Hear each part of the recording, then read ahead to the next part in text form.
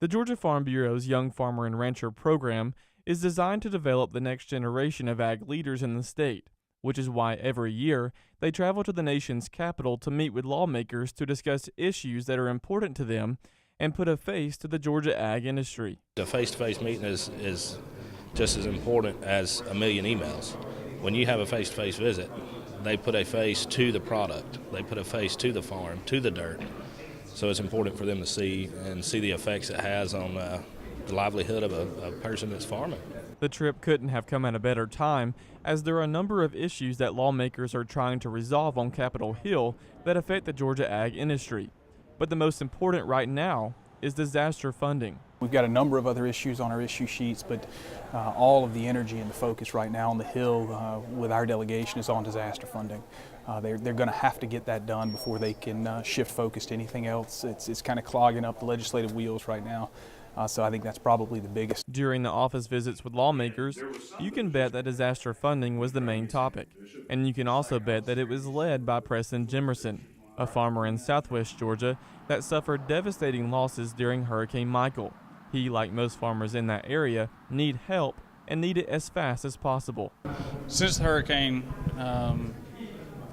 everyone in South Georgia has suffered huge losses, both emotionally and physically and financially. But we're at a point now where the hurricane relief was promised months ago.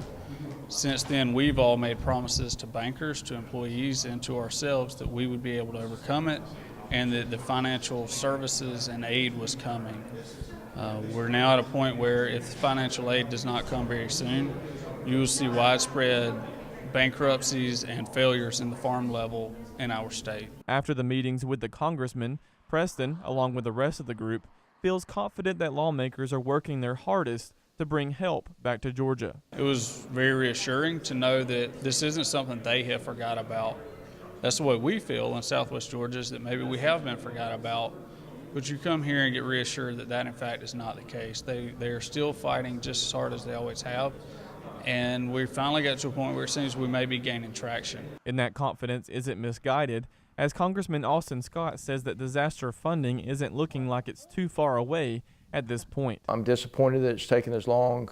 I'm happy at the same time that the number is a reasonable number for covering the losses.